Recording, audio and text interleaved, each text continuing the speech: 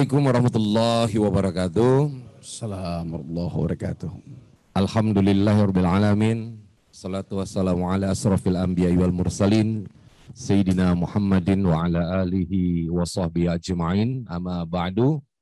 Rabbi israh li sadri wa yassir li amri wahlul 'uqdatam min lisani yafqahu qawli.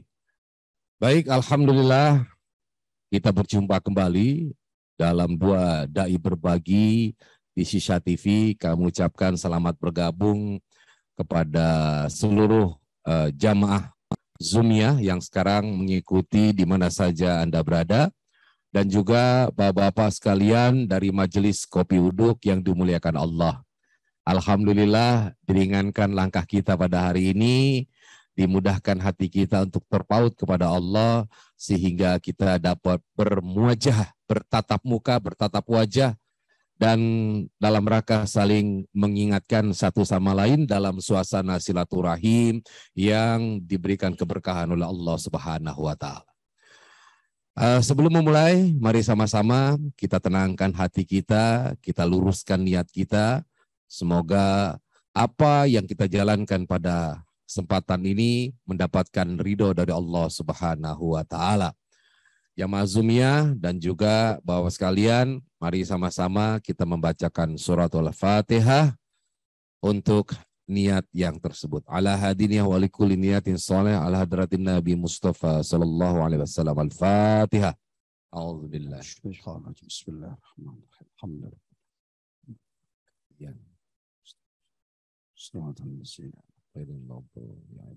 Alhamdulillah. Amin ya rabbal alamin. Bapak-bapak dan ibu-ibu semuanya, baik itu jamaah Zoomia atau jamaah Kopi Uduk yang berada di dalam ruangan ataupun yang berada di luar, semoga kita bisa mengoptimalkan hati kita dan pendengaran kita, sehingga walaupun berada di luar tetap bisa menyimak ini dengan baik. Nah, hari ini kita akan mengangkat tema kita atau judul kita itu adalah sedekah terbaik ya Kimo ya. Insya Allah. Insya Allah. Nah, kenapa kemudian ini menjadi sesuatu yang tiba-tiba aja keluar, dan seperti biasanya kalau sesuatu yang keluar itu spontan gitu. Nah, kalau di dalam teori psikologis itu ada namanya aha. Jadi sesuatu yang muncul. Nah, biasanya sesuatu inilah yang kemudian yang menarik gitu. Jadi ketika sudah difikirkan berulang, itu tidak orisinal lagi.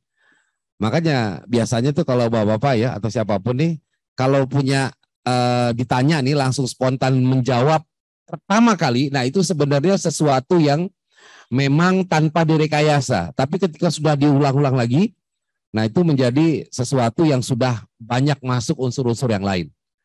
Nah, mudah-mudahan ini juga demikian. Jadi berangkat dari sebuah peristiwa yang saya alami, kemudian muncul, oh kayaknya asik nih bicarain soal sedekah terbaik. Nah, bicara mengenai sedekah, ini kan banyak ya latar belakangnya. Kalau kita melihat dulu sejarah Rasulullah itu, banyak para sahabat yang ya orang-orang atau sahabat yang duafa gitu, itu merasa iri dengan sahabat yang kaya. Enak bener yang kaya ya. Dia puasa sama, sholat malam sama juga. Semuanya bisa dia lakukan. Nah, tetapi ada hal yang tidak bisa dilakukan oleh sahabat Rasulullah yang duafa, yaitu bersedekah. Alangkah indahnya orang-orang yang mampu gitu, sedekahnya bisa banyak, dan ya dengan banyak sedekah itu kan tentu juga amalannya akan banyak gitu, karena jelas loh sedekah ini perbuatan baik. Nanti Kimo akan menjelaskan diganjar Allah seperti apa. Nah, itu yang pertama. Yang kedua adalah Indonesia ini kan boleh dibilang negara yang terpuruk ya. Tingkat perekonomian kita itu perkembangannya ya masih jauh lah gitu. Dan juga kondisi masyarakat kita dari tingkat status sosial, ekonomi juga masih banyak yang barangkali berada di bawah garis kemiskinan. Nah, tapi justru kehebatan Indonesia ini adalah Indonesia negara nomor 1 tingkat kedermawanannya. Nah, kalau kedermawanan itu kemudian kita refleksikan ya dalam bentuk itu adalah sedekah, karena gampangnya begini deh. Ketika Indonesia nomor 1 dermawan, ini gampang logikanya kan, mayoritas kan umat Islam, artinya kedermawanan itu adalah sedekah kan gitu. Nah, apakah ini juga sebenarnya yang menjadi kekuatan bagi bangsa Indonesia? Terus terang Pak, saya kadang-kala kalau melihat orang Indonesia nih ya, orang lain juga mungkin menilainya agak aneh gitu. Dihajar dari tahun 98 Krismon, kemudian baru-baru ini COVID dan segala macam. Memang sih banyak yang tiarap istilahnya. Tapi kelihatannya mental dan kondisi keberadaan umat Islam itu masih di Indonesia itu masih terang-terang aja. Nah, apakah ini juga lantaran memang sifat kedermawanan?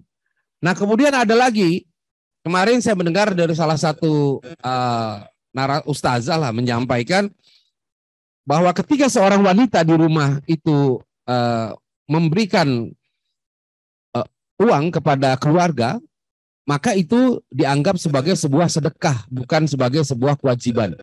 Jadi ketika seorang ibu nih, ya kan, seorang istri punya duit, dia usaha, dari usahanya itu kemudian uangnya dipakai untuk kebutuhan keluarga, maka jatuhnya buat si istri itu adalah nilainya sedekah, bukan kewajiban. Nah, ini juga apakah memang betul seperti itu? Karena kan istri bekerja atas mungkin ridho dari suaminya. Nah, apakah suaminya nggak kebagian juga kecipratannya gitu? Nah, terus ini masih banyak ya pertanyaan-pertanyaan, Pak. Terus bisa ada kelihatannya sederhana ya, tapi masih banyak. Belum lagi kalau kita bicara tujuan sedekah itu yang paling baik kepada siapa sih? Ada yang bilang sedekah itu ke keluarga. Makanya ada orang juga yang optimal banget, dia nggak ngasih ke orang lain selain kepada keluarganya doang. Gitu. Padahal ya banyak tetangga mungkin yang membutuhkan, keluarganya jauh nih. Toh kalau seandainya dia kenapa-napa kan yang duluan membantu adalah tangga sebenarnya. Nah, terus terkait dengan jumlahnya, kemudian waktunya, terus bagaimana cara menyampaikannya. Kita kan seringkali senang nih kalau sedekah kemana Pak? Yatim, ya. Kemana lagi? Masjid. Apa lagi? Kegiatan apa tuh? Oh, maulid. Hah? Janda. Ya kan? Janda. Kalau ke para ustadz, guru, ngasih juga ya. Nah, sekarang juga banyak kan. Ada juga yang ke Palestina misalkan. Nah, sebenarnya mana sih yang lebih utama gitu? Nah, ini barangkali Kimo yang menjadi sedikit background kita. Ya, sehingga nanti kita yang berada di sini ini bisa memiliki sebuah keyakinan dan dorongan gitu. Walaupun barangkali ya dalam kondisi yang pas-pasan atau gimana, tapi bagaimana kemudian kita bisa mendapatkan amal lewat sedekah, minimal lewat senyum aja Pak gitu. Senyum kan sedekah juga ya. Jadi kalau ada tukang ngamen tuh yang di pinggir jalan, ntar ada ngamen Pak di mobil, buka aja kacanya Pak. Begitu ketemu dia senyumin gitu. Ya nggak usah dikasih duit gitu, senyum. Mana mas duitnya? Ya sama lah, disedekahkan sama juga dengan Ya, itu senyum sama dengan sedekah. pengen ngegoda itu. Oke Gimo. Nah saya kira sedikit itu ya ilustrasi. Nanti kita akan dengarkan penjabaran dari guru kita dan masing nanti dari kita boleh untuk bertanya ataupun ada yang punya pengalaman silakan nanti untuk sharing. Silakan Gimo. Sallu ala Muhammad. Sadri wa yassir amri wa tammil lisani yafqahu qawli. Bismillahirrahmanirrahim. Assalamualaikum warahmatullahi wabarakatuh. Walhamdulillah alladzi bi ni'matihi tatimmus shalihat wassalatu wassalamu ala Rasulillah sayyidis sadat wa ala alihi wa sahbihi ahlil fadail wal karamat. Asyhadu an la ilaha illallah wa asyhadu anna Muhammadar Rasulullah ma ba'du. Qala Allah ta'ala fi kitabihil karim wa asdaqul qailin mathalul ladzina yunfikuna amwalahum fi sabilillahi kamathali habbatin ambatat sab'a sanabila fi kulli sumbulatin mi'atu habbah ila akhir ayat. Shadaqallahul azim. Terima kasih Ustadz Agus Idwar yang sudah membuka acara dan memberikan mukaddimah narasi pada tema kali ini tema yang senantiasa sebenarnya menjadi topik harian kajian di mana taklim berada seluruh Nusantara. Dan tema ini sering bahkan digaungkan oleh para ustadz, bahkan juga pihak aparat sering mengajak. Selain ada kewajiban pajak, juga ada diajak kita, yang diajak adalah iman dalam batin, apalagi di majlis ilmu. Ya, terkhusus di Kopi Uduk, ya, saya memang tidak izinkan kotak amal lewat. Dari dulu, sejak saya buka pengajian, udah buka, jangan. Karena nggak tahu ya. Kalau yang lain silahkan, kalau saya memang tidak pernah membuka font untuk kotak amal. Kalau rezeki itu kalau sudah Allah tentukan, kalau harus sampai ke tangan, insya Allah sampai. Betul apa tidak? Iya. Jamaah Majlis Kopi Uduk yang dirahmati Allah, juga seluruh jamaah Zumiyah. Tema kita tentang sedekah utama ya. Bahwa sifat dermawan itu dalam Asmaul Husna diletakkan di pertama. Emang Rahman Rahim itu apa? Kasih dan sayang. Termasuk ketika kita diberi, kita mengucapkan Alhamdulillah, kemudian Rabbil Alamin. Alhamdulillah Rabbil Alamin, kemudian terima kasih. Terima kasih. Terima kasih. Jadi itu sebenarnya ulama yang sudah nyampe sampai ada EYD. Ejaan yang disempurnakan. Terima kasih. Nah, kita ini banyak yang melanggar dua kata tadi. Terima, terima. Terima, terima. Kasihnya yang enggak. Padahal dalam Asmaul Husna, ya Rahman, ya Rahim. Maha pengasih, maha penyayang. Sering kita jelaskan, Allah membangun semesta alam ini dengan cinta. Kemudian Allah menjaganya dengan sayang. Kalau sayangnya Allah itu tidak besar, maka ketika kita dikasih kemudian tidak bersyukur, bukanlah akan ditambah oleh Allah. Ayatnya sering disebutkan dalam surah Ibrahim itu. Ya, walain kafartum, jika kalian kufur, inna adzabi lasyadid. Enggak disebutin sama Allah itu hukumannya apa, cuma di warning, hati-hati. Azabku sangat pedih. Jadi banyak itu. Nah, yang kita bicarakan adalah bahwa memberi itu juga termasuk fitrah. Bahkan jiwa berbagi.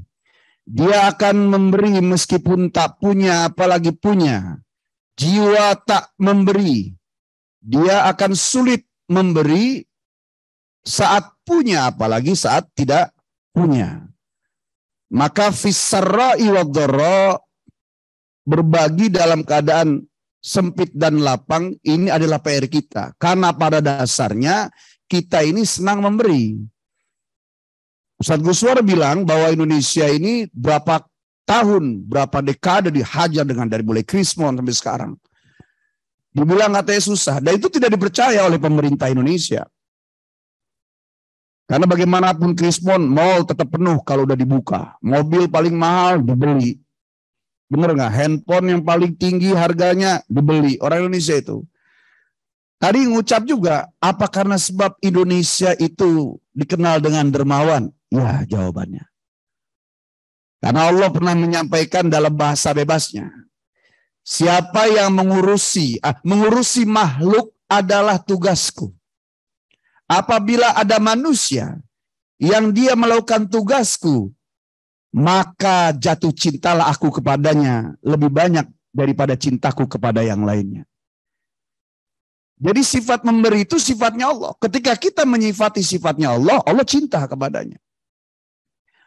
Maka sedekah meskipun tidak termaktub dalam rukun Islam, terwakili esensinya pada rukun Islam, yaitu zakat.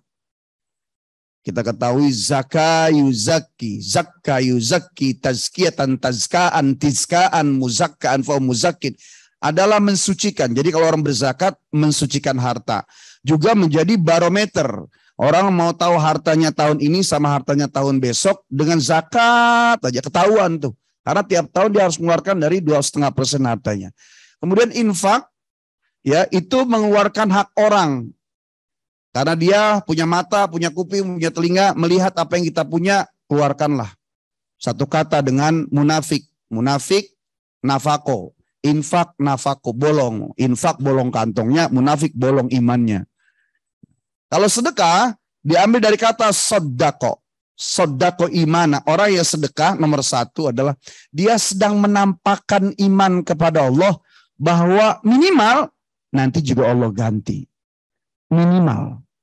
Meskipun ada orang ketika, boleh nggak saya sedekah ngarep, kemudian langsung dicemes sama orang itu, udah lillah aja.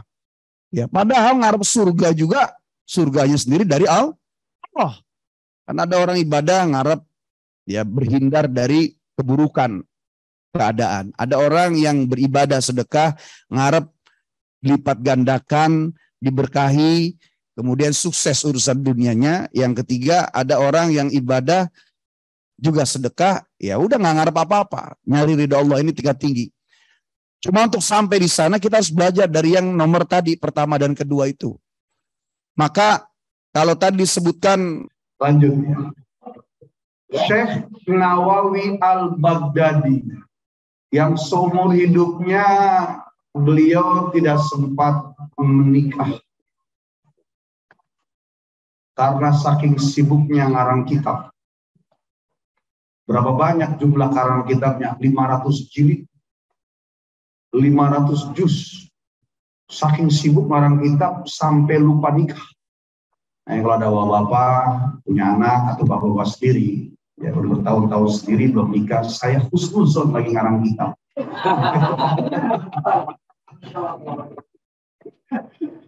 Kayak Imam Nawawi Al-Baghdadi. Beliau berucap dalam kitab Nasaihul Ibad, bab khumasi.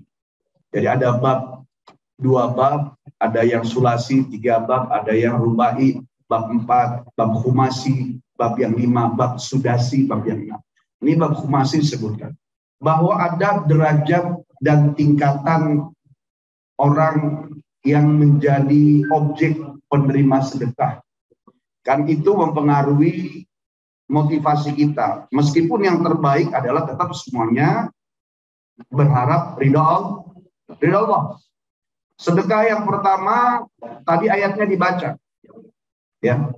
Man jaa'a bil hasanah falahu asyru amsalihha. Siapa yang datang kepadaku, maka baginya 10 kebaikan. Datang kepadaku 1 kebaikan, dia dibalas 10 kebaikan. Kepada siapa itu sedekah? Sedekah kepada orang yang sehat. Sehat fisiknya, meskipun dia sedang tidak bermasalah, ya sehat aja. Nih buat ente. Itu 10. Ya. Yang kedua, sedekah kepada orang buta atau orang yang tertimpa musibah. Sedang ada ujian, ada musibah, entah musibah besar atau kecil. Pahalanya Allah kasih kurang lebih adalah 900. Iya. 90 dulu. Lupa jadinya. 90. Ya, 90. Orang buta kasih, orang sedang awan susah kasih, dapat 90. Kalau sedekahnya 1000 berarti dapat 90.000. Yang ketiga, tingkatan bersedekah kepada kerabat. Kerabat, saudara, kakak, adik, paman, bibi, kakek, nenek. Ya. Itu pahalanya kurang lebih 900. 900, kalau kita sedekahnya 1000 jadi 900.000.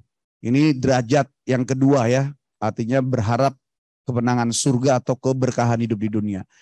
Yang keempat, sedekah kepada orang tua. orang tua yang memang dia tidak dalam kesulitan. Dia sendiri sudah mapan.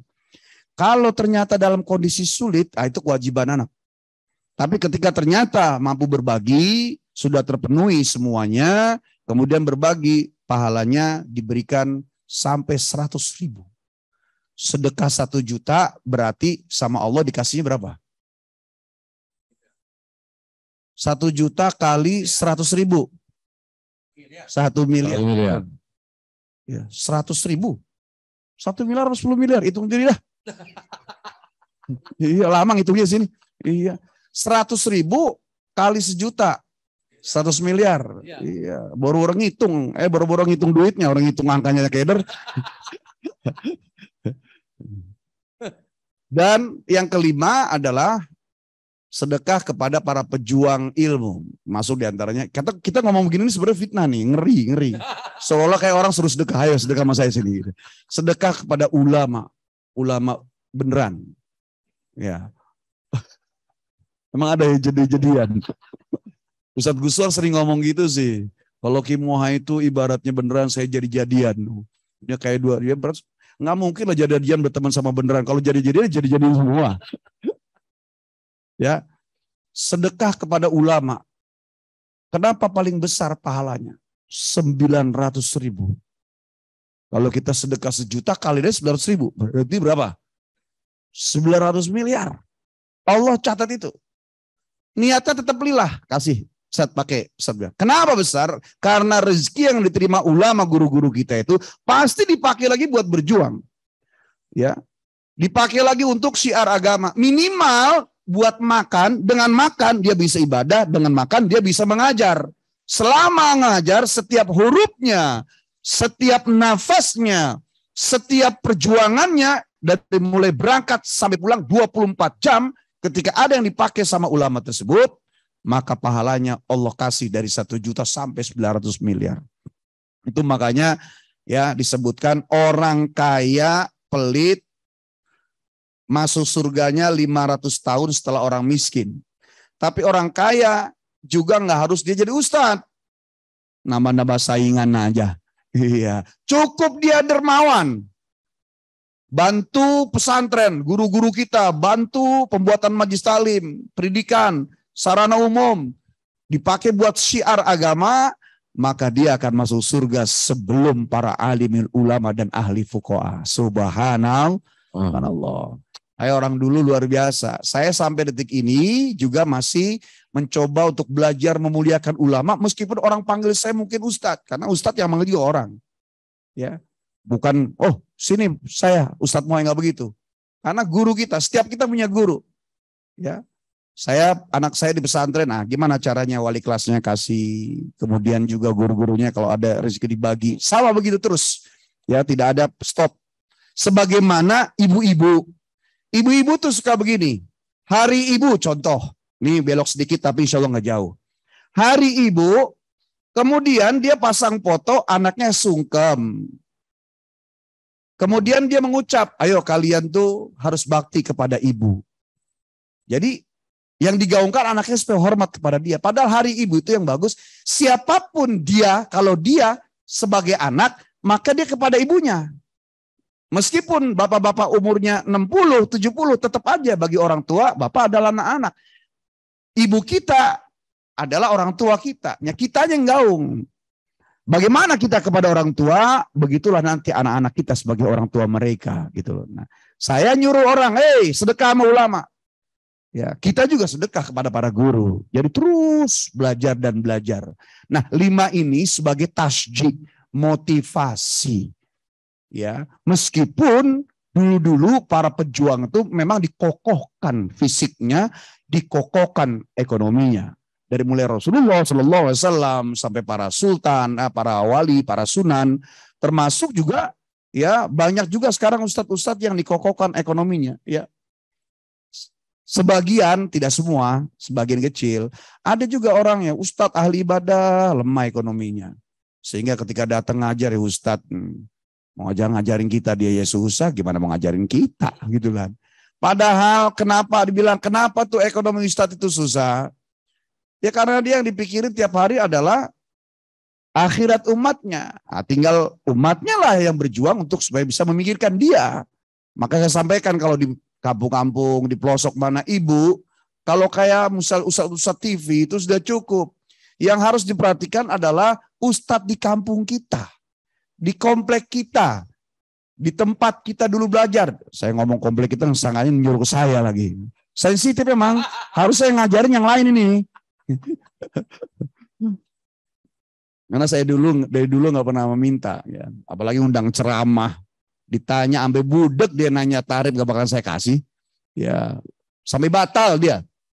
Ustadz berapa? Ustadz berapa? 4 hari nanya itu aja. Ya udah kalau gini Ustadz nggak profesional, batal aja. Batal nggak apa-apa.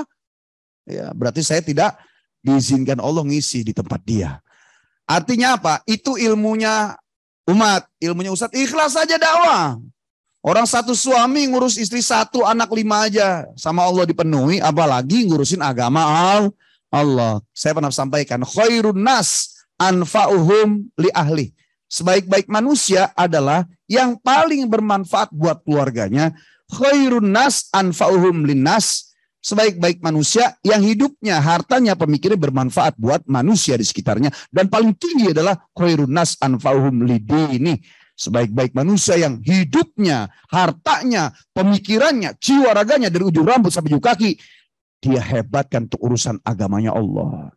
Subhanallah. Nah, kalau punya uang, di situ mainnya.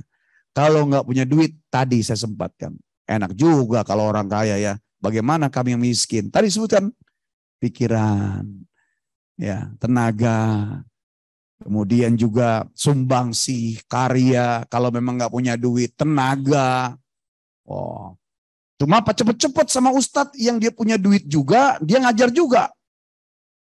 Udah waktunya dia berjuang untuk agama, tenaganya buat agama, hartanya buat agama, ilmunya buat agama. Surga dia sendirian. Yang lain ngontrak dulu. Ya, makanya nempel dengan para guru dalam rangka supaya kita itu paham bahwa setiap yang dilakukan Allah itu maha menghitung, tidak buta, tidak tuli. Apa yang dikerjakan oleh manusia itu pasti sangat dicatat oleh Allah Subhanahu wa taala. Malaikat Raqib dan Atid selalu mengawal. Insya Allah. Tadi apa sih? Ilmu yang pertama itu sedekah kepada orang yang mampu, sehat. Sehat. Kedua yang tidak tunanetra, tidak melihat. Sedang musibah. Orang yang buta. Ya, itu orang musibah buta satu tuh hitungan. Ya itu contoh-contohnya lah. Oh. Orang buta juga kalau misalnya karena kecelakaan itu kan dia musibah seumur hidupnya itu. Oh. Iya. Jadi orang musibah ya. Musibah di dunia, tapi di akhirat dia selamat. Kenapa? Karena berapa banyak dosa berawal dari mata. Terus kemudian yang terdekat. Ya kerabat. Yang ketiga kerabat. Yang keempat orang tua. Dan yang kelima adalah guru. Ya. Gitu Pak ya. Coba nomor 1 apa? Orang sehat. Ini sehat semua nggak nih? Ya. Tapi kita kan dapat sedekahan makanan tuh. Nah, ini kan bagiannya nggak lantas, udah sehat semua dong, nggak usah kasih mau kue deh gitu, nggak gitu juga kan ya. Yang kedua adalah orang dalam musibah. Ini kira-kira sedang mengalami musibah nggak nih? Alhamdulillah. Yang ketiga kerabat, yang keempat adalah orang tua, dan yang kelima adalah guru. Guru atau orang alim sebenarnya? Ya ulama ya. Ulama. Tapi kalau ulamanya kaya gimana? Iya kan sedekah itu kan bukan bicara tentang dia kaya atau susah saja kan. Iya. Enggak, kadang-kadang ada orang justru lebih misalkan wah nih ulama ini udah ketahuan gitu ya hidupnya mewah. Kalau ada orang berjuang seperti ulama udah kaya, kalaupun ada orang sedekah kan bukan karena dia susah. Karena dia ingin hartanya ikut dipakai ulama itu juga berjuang kan. Bukan sekedar untuk membantu ulama itu. Maka lihat orang tua kita dulu sama ulama luar biasa. Kiai ke rumah potong ayam. Kiai ke rumah potong kambing. Kiai ke rumah potong istri. Salah. Mana yang lebih afdol? Pengen makanan dan hartanya dimakan oleh ulama. Gimana yang lebih afdol? Mohon maaf ini kalau saya agak membandingkan mungkin ya. Memberikan kepada konteksnya ulama atau ustadz terkenal yang sudah kaya dengan memberikan kepada ustadz yang susah. Ya urgenitas kan sebenarnya kita bisa tahu lah. Oh. Ya. Yang utama tuh ada jenjang latihan. Ya. Gimana sih sedekah itu? Ya, yang penting keluar dulu. Ya. Ustadz, gimana caranya sedekah biar ikhlas? Ada nggak yang nanya gitu? Ya, saya jawab, terus saya sedekah. Lama-lama ikhlas gitu. Yang penting keluar dulu, latihan dia. Sampai ngedik merasa ketagihan, kalau nggak ngeluarin kayaknya nggak ada yang nggak nyaman, nggak pelong gitu. Nah, setelah dia terbiasa ngedik, barulah dirapikan arahnya kemana. Apakah itu pada Ustadz yang tadi sebut dalam kondisi susah atau sudah senang?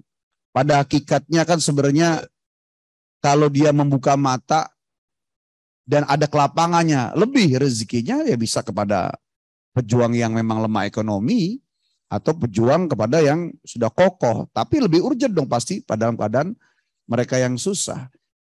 Ustadz susah dibantu, kemudian ternyata akhirnya bisa ngajar dengan ikhlas, ya bahkan dia bisa istiqomah ibadah, bisa juga menjelaskan dan menuangkan ilmunya.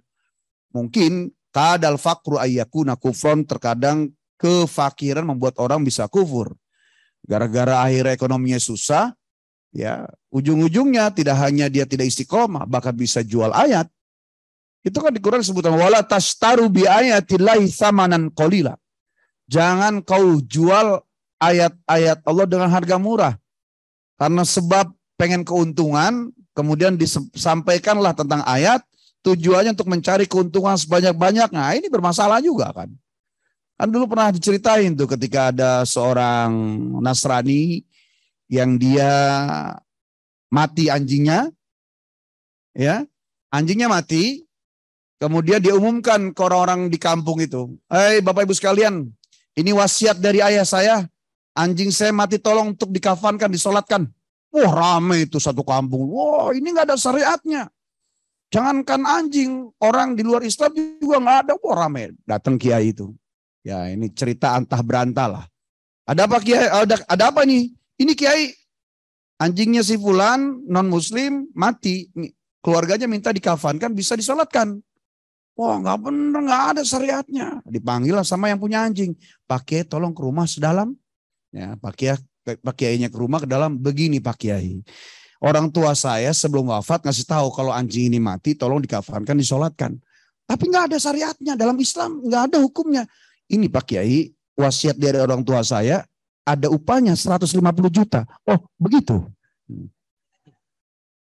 Cuma hitungan beberapa detik keluar rumah diumumkan. Ayo Bapak Ibu sekalian, yuk kita kafankan, kita sholatkan anjing. Rame, gimana Pak Kiai? Setelah saya teliti-teliti, ternyata anjing ini adalah keturunan dari anjing Ashabul Kahfi. Nah coba.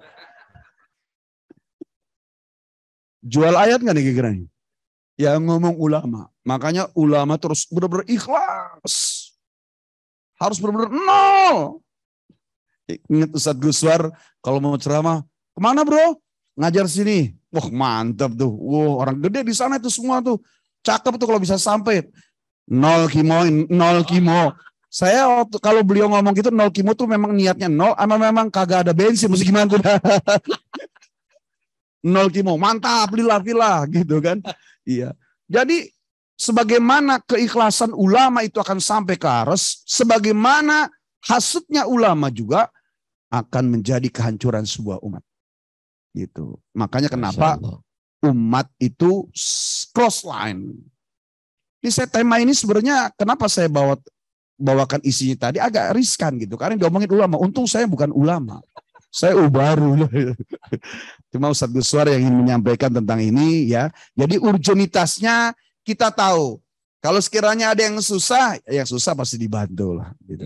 Karena gini, biasanya tuh ya orang itu bersedekah getol. Yang pertama memang lagi dapat bonus, betul ya? Sedekah. Yang kedua punya niat. Misalkan pengen bisnisnya lancar, sedekah. Yang ketiga lagi ada masalah. Sedekah juga dengan berharap bahwa semuanya itu akan mendapatkan jalan keluar. Nah, ya apakah memang ini hanya sebagai sebuah pembesar hati gitu Gino? Ya karena kan tidak lantas orang juga bukan matematis ya. Karena kan ada juga yang nuntut dulu. Ya kita biasa dengar lah. Katanya kalau orang sedekah itu, begitu sedekah akan diganjar dengan 700 kali lipat. Ini saya udah sedekah kok, nyatanya saya nggak dapat balasannya nih. Karena ada orang yang begitu, Pak. Ada orang betul sedekah dan memang benar, bisnisnya lancar. Ya, ternyata worth it istilahnya gitu.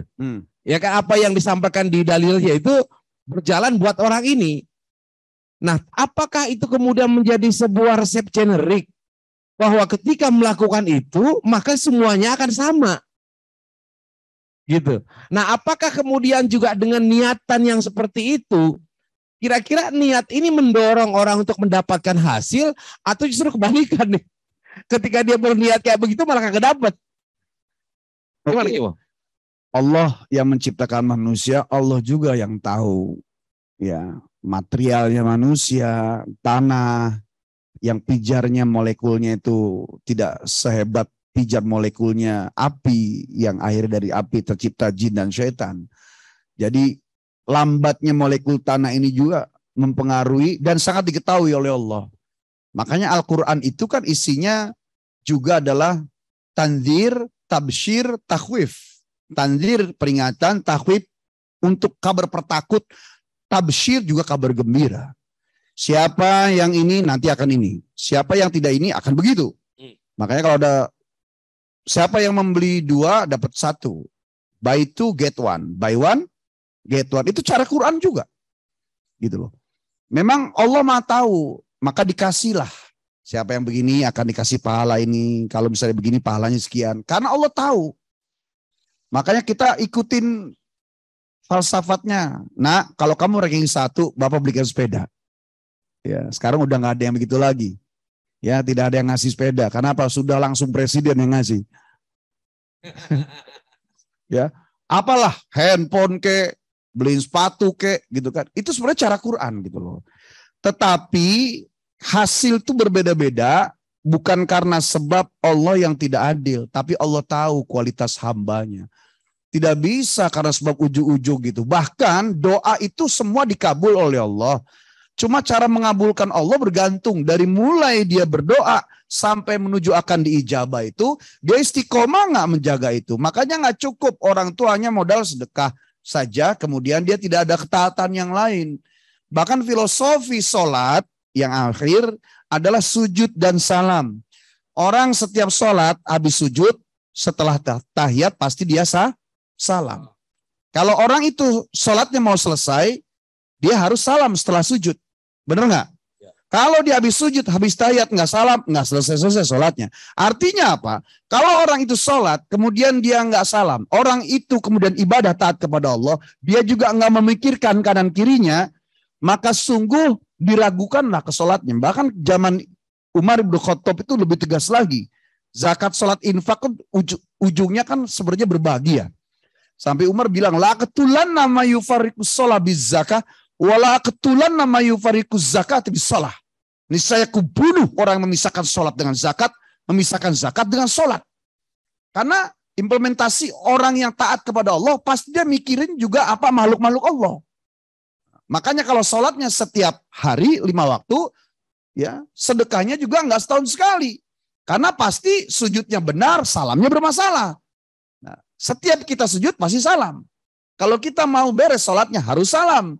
Kalau kita mau beres salamnya, maka kita juga harus sujud. Nggak mungkin itu sholat kita langsung salam, nggak ada sujudnya. Begitu juga orang kalau dia habis doa, kemudian ibadah lainnya tidak terjaga, maka ibadah yang lain yang kurang itu akan mempengaruhi kualitas dari sedekah itu sendiri. Makanya setiap orang hasilnya beda-beda. Ada orang ngomong gini, alhamdulillah Ustadz, saya selama ini emang nggak pernah sedekah. Kemarin sesekali sedekah. Ya, baru 3 hari yang lalu Allah ijabah. Ya, ada juga orang yang sedekah terus malah tambah susah. Ada teman yang disuruh sedekah, coba ente sedekah deh.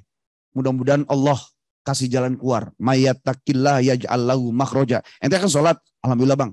Ente kan ini, alhamdulillah bang. Coba sekarang sedekah deh. Sedekahlah dia. Malam itu nggak tahu-tahu 40 orang, 40 anak yatim. Habis sedekah pagi-pagi telepon, bang. Alhamdulillah semalam udah sedekah. Masa semalam udah sedekah pagi-pagi dompet gua sama tas-tasnya hilang. Saya bilang, ya terserah, mau dilanjutin insya Allah balik, berlipat-lipat, nggak dilanjutin yang semalam hilang, saya bilang gitu. Iya, jadi memang hasilnya beda-beda, karena Allah bukan bicara tentang sedekahnya sama sholat saja. Kualitas keyakinan pengaruh, maka saya sampaikan kepada kawan-kawan. Dari semua literatur serta kunci-kunci prinsip, akhirnya saya gabungkan. Nomor satu, keyakinan bahwa Allah yang akan memberi. Yang kedua, bahwa setiap kita punya hajat, punya permintaan kepada Allah, maka pintalah dalam doa. Sholatnya sehari 5 waktu, tambahin dah sama sunnah-sunnahnya. Doanya setiap selesai sholat minimal. Kemudian tadi, sedekah nggak bisa lepas. Filosofi daripada sujud dan salam. Kalau sholatnya sehari 5 waktu, doanya habis sholat 5 waktu, kemudian berdoa, maka sedekahnya jangan nunggu Jumat. Sedekahnya tiap hari. Sebagaimana geraknya juga tiap hari. Nah, kalau dia bareng-bareng ngerjainnya, yakinnya setiap saat, sholatnya, doanya setiap waktu 5 kali, ya sampai sholat sehari 5 kali, setelah doanya, sedekahnya tiap hari, maka yang 10 tahun jadi setahun, setahun jadi sebulan, sebulan jadi seminggu, seminggu jadi 1 hari, 1 hari jadi 1 jam. Kenapa? Saya Ustadz, kok lama ya? Itu tadi, ada orang yakin nggak doa, ada orang doa nggak yakin, ada orang yakin dan doa dia nggak sedekah, lama. Ya, ada orang yakin, ada doa, ada sedekah. Ditambah dia bergerak pagi-pagi pulang sore terus. Bahkan ikhtiar itu hanya tanda gerak aja. Sebab ikhtiar yang berlebihan juga bisa membuat kita bisa musyrik karena menuhankan selain Allah.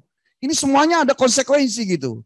Makanya bapak-bapak sekalian dan ibu-ibu jamaah Zoom yang dirahmati Allah, semua daripada poin-poin itu dikerjakan, hasilnya semua terserah kepada Allah. Gitu. Masya Allah.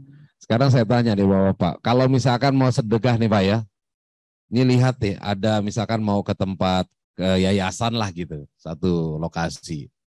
Mana yang akan diberi kalau kita melihat bangunannya yang reot, yang jelek, sama bangunan yang permanen yang bagus. Yang dikasih yang mana?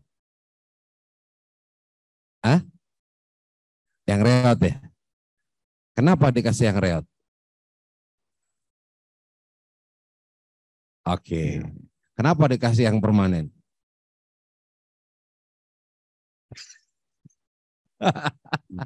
Nah, jadi saya ingin menggabungkan, Mbak, antara konsep sedekah dengan yang namanya budaya kemiskinan. Jadi gini, kita itu kan sedekah biasanya kepada orang yang nggak mampu, orang yang miskin ya. Betul nggak sih? Nah, salah satu visual dari miskin itu dilihat dari fisiknya. Orang yang compang-camping, iyalah orang yang diminta-minta di jalan nggak ada yang pakai dasi kan? Ya kenapa? Karena visualnya nggak cocok gitu. Ya nggak masalah minta di jalan pakai dasi, pakai ini. Ya antara kemiskinan dengan tampilan itu nggak matching. Makanya kemudian banyak orang miskin yang entah itu beneran begitu mendesain dirinya dengan pakaian yang compang-camping. Bahkan ditambah lagi ada mereka yang pura-pura lumpuh, sakit gitu, stroke. Waktu almarhum aja kan gitu kan, naik mobil, ada yang di pinggir gitu. Assalamualaikum, gitulah kira-kira begitu. Udah pantas tuh. Ya kan, tolong tat. Dibuka, dikasih tuh. Ya, yang di sebelahnya ngomong siapa Iban atau siapa dulu ya? Ustaz, kok dikasih? Emang kenapa? Dia kan pura-pura. Apa kata almarhum Uji? Gue tahu dia pura-pura. Loh, kenapa dikasih? Yang gue bayar itu actingnya. Gitu coba. Actingnya. Dibilang lu mau gak acting seharian begitu gue kasih ceban. Kagak mau. Nah itu yang dibayar. Nah belum lagi nih Pak. Satu di kita yang budaya kemiskinan ya. Ya sebentar bro. Itu kalau pengemis itu tahu kalau Uji bayar actingnya. Dia kok 10.000 harusnya naik dong. Berarti gitu. Capek itu luar biasa. Nah kemudian kita melihat antara tempat misalkan panti asuhan atau apa, yang jelek pasti kita nggak bilang reot. Karena kita punya asumsi ini susah. Ya. Padahal bisa jadi kalau kita melalui dari kacamata perspektif tadi budaya kemiskinan, ya, bukan tidak mungkin orang itu untuk menjaga tetap dikasihani dengan cara merawat kemiskinannya. Makanya itulah muncul yang namanya budaya kemiskinan. Ya, dia selalu ingin begitu, selalu tampil begitu. Kenapa? Supaya selalu dapat sumbangan. Padahal Pak, yang namanya rumah yang permanen belum tentu nggak susah juga, betul nggak? Justru barangkali dia amanah. Dia jaga tuh anak yatim, dia bangunin rumahnya dengan bagus supaya enak. Bukan berarti kemudian ada duit terus. Nah, jadi itu kembali lagi kalau dalam konteks kimo, orang tuh harus memiliki yang namanya sensitivitas hati. Sekarang bagaimana sih kita itu melatih sensitivitas hati? Ya terjun, Pak. Seperti sholat tadi, lihat kanan, lihat kiri. Itu kan sebenarnya hanya penggambaran simbolisasi. Tapi lihat kanan, lihat kiri itu sebenarnya nengok. Nengok tuh apa? Ya lu jalan ke sono, silaturahim. Lihat bener gak dia orang miskin? Bener dia susah atau enggak? Banyak Pak di antara teman-teman kita Pak, yang susah tapi tidak menampakkan kesusahannya. Yang sulit tapi tidak menampakkan kesulitannya. Yang sedih tidak menampakkan kesedihannya. Yang pedih juga tidak menampakkan kepedihannya. Dan Rasulullah kalau salah Kimo, tolong diluruskan. Ada satu ungkapan yang menarik. Berikanlah sesuatu kepada orang yang tidak meminta. Bayangin. Dari mana kemudian Rasulullah bisa tahu kalau sahabatnya itu butuh? Karena sahabatnya tidak meminta, padahal dia sedang susah. Itu karena sensitivitas hati, Pak. Ya. Orang tahu getarannya. Kadangkala kita kalau sudah bersahabat, lihat wajah Kimo begini, wah kayaknya ada masalah beliau nih. Kalau memang standar masalah tuh begini, ya ini masalah terus. Enggak misalkan, ya kan? Nah orang jadi ini loh, sensitivitas hati ini, nah hati siapa yang pegang? Hati Allah yang pegang. Ketika orang sama-sama mendekatkan diri kepada Allah, sama-sama dia itu memiliki tauhid, dia akan tahu mana orang yang lagi susah dan mana orang yang sedang pura-pura susah. Walaupun sebenarnya ya nggak salah juga seperti Kimo katakan, memberikan kepada orang yang memang sehat, yang pura-pura susah, juga itu tidak menjadi masalah. Nah itu tadi budaya kemiskinan. Ada lagi Kimo. Satu saat kita jalan. Ada orang lah gitu, di pinggir jalan nih, datang anak-anak, ya salah anak kecil kan, minta tawa, ibu kamu mau dikasih, temannya protes, jangan ngasih lo, nggak mendidik tuh, tangkap lo, ntar sama tugas kan ada katanya, kalau ngasih sesuatu di pinggir jalan ditangkap lo, nggak mendidik lo, nggak mendidik, ditangkap. Nggak baik mengajarkan orang minta-minta. Itu kata teman sebelahnya. Akhirnya yang punya mobil minggir. Set, dipanggil tuh anak. Dek sini dek. Datang lo seneng. Tanya, kenapa lo? Enggak, gue pengen ajak masuk. Masuk dulu kok ajak masuk. Iya kita sekolahin. Kok disekolahin? Lu katanya tadi gue ngasih kagak mendidik. Sekarang gitu pengen disekolahin dididik, lu nolak juga. Lu sebenarnya maunya apa sih gitu? Iya. Akhirnya dia dapat anak itu, dia berteman, ribut sama temannya bisa itu. Jadi itu kadang-kala Pak ya. Itu tadi mungkin kita sampaikan. Orang tuh kalau udah pelit, ya kan? Tampilannya boleh kelihatan ustadz Pak. Tapi kalau pelit tetap pelit. Orang hijrah, ya pelitnya belum tentu hijrah Pak. Benar. Bahkan gini misalkan nih. Yeah. Datang ke seorang ustadz. Ustadz. Ya kan misalkan. Aduh mohon maaf ustadz. Saya lagi nggak punya. Lagi butuh bantuan nih, kira-kira Ustadz bisa nolong saya nggak? Ini Ustadz yang pelit tadi ngomong apa? Masya Allah, ya Allah, antum ini kalau mau meminta sama Allah langsung. Kenapa? Karena Allah akan memberikan yang terbaik dan lebih banyak. Jangan minta ke aneh. Padahal dia pelit. Para Allah, ya. Nah, artinya membungkus kepelitannya dengan apa? Sembunyi lagi. Dengan sembunyi di balik jubahnya, di balik kebesarannya sebagai seorang ustadz terkenal. Itu kira-kira siapa itu kira-kira? Nggak tahu. Nah, dia nggak tahu tapi tangannya nunjuk kemarin. Nah, jadi itu kita. Sebenarnya kita itu perlu nggak sih pertama itu ketika bersedekah harus mikir sejauh itu gitu loh. Ya, makanya bro di zaman Rasulullah itu bukan bicara tentang sedekah, bukan bicara tentang sedekah, bahkan di luar urusan itu kan di zaman Rasulullah itu di Madinah masa kejayaan ya Islam, makanya kita peringatan 1 Muharram peringatan hijrahnya Nabi itu bukan peringatan bagaimana pindahnya, tapi memperingati bagaimana jayanya Islam di Madinah. Nah itu tahabu wa tahadu. Nabi nyuruh tuh, saling mencintailah kalian karena Allah dan salinglah berbagi dan memberi hadiah. Jadi di antara sahabat itu nggak usah nunggu ulang tahun, nggak usah nunggu mereka itu ada resepsi. Setiap ketemu ada yang berbagi. Masya Allah. Ya saya berbagi itu. Besok juga begitu. Dan itu terjadi setiap saat. Bagaimana kalau minggu depan pada bawa kado semacam tukeran? Gue salah ngeluarin hadis nih. Akhirnya 2 kali 3 kali aman, awet, hari keempat bubar ngajar nih loh. Nggak enak gue nggak punya duit, nggak punya kado. Jadi memang di saat itu mereka berbagi hadiah itu biasa. Saling ngasih. Saya dulu waktu di tahun 98, 99 lah. Ada seorang Habib Fauzi, almarhum Habib Fauzi bin Thohir Al-Atos. Tahun 75 itu ayahnya Habib Thohir tuh memang orang besar di zaman itu, orang Betawi itu. Beliau begitu, kalau ketemu, Masya Allah. Dia nggak boleh nyebut tuh. Ini mudah-mudahan jangan sampai salah terjemah ya. Bib, Koko bagus banget. Kita ngomong nothing tulus aja, cakep Koko.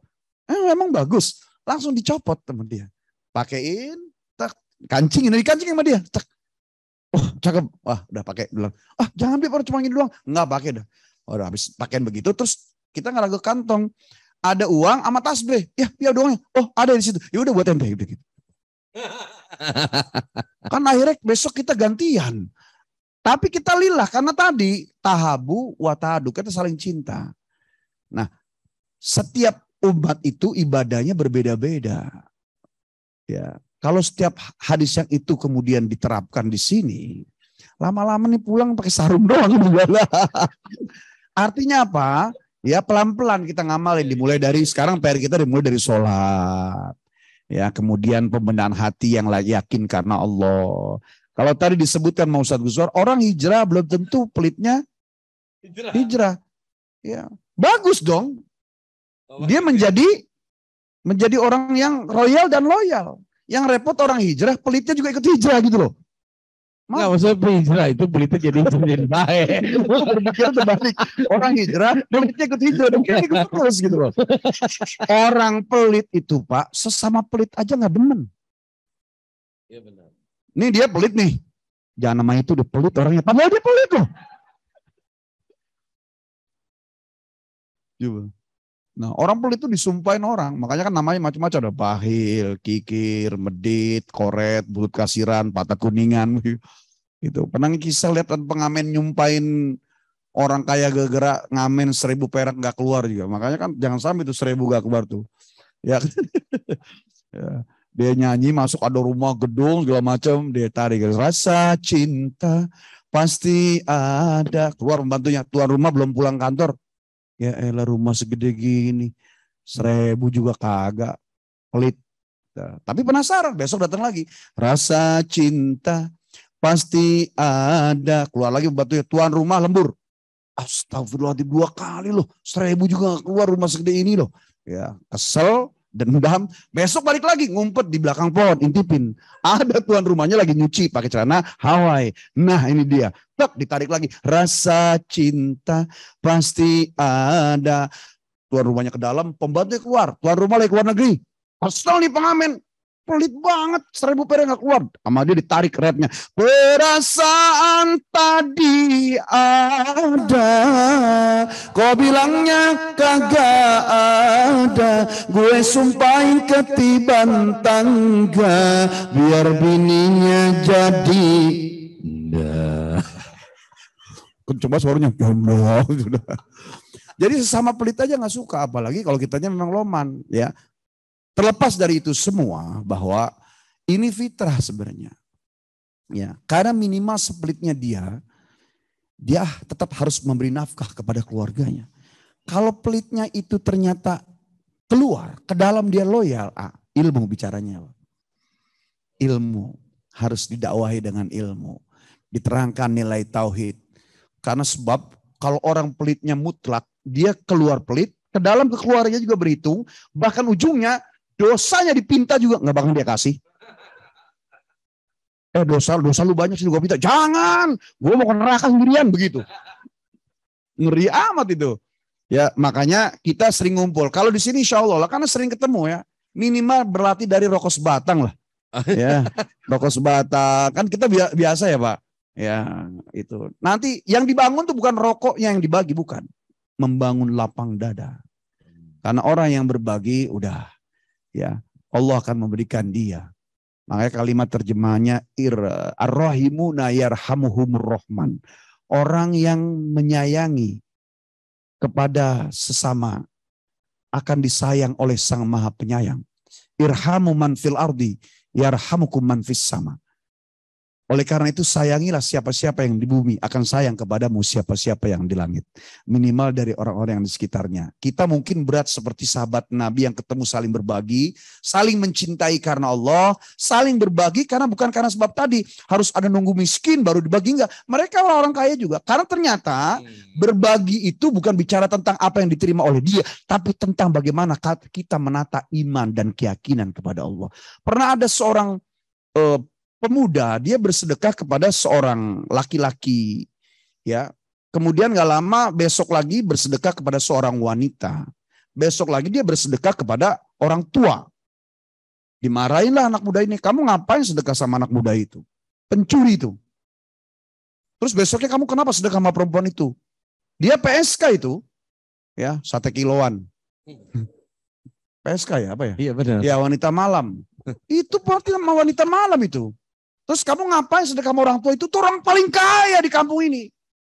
Seiring sejalan, ternyata setelah setahun 2 tahun, yang pencuri yang dikasih sedekah, dia ngeliat, oh, masih ada orang yang sayang kepada saya. Maka dia berhenti nggak nyolong lagi. Uang yang diterima dari sedekah itu dia pakai untuk modal, untuk mulai dia usaha. Kemudian perempuan malam itu yang diberi sedekah, dia hatinya terambil. Oh, masih ada orang baik di dunia ini. Dia berhenti, kemudian dijadikan untuk modal usaha. Nah, orang tua yang dikasih sedekah itu ternyata dia orang kaya pelit.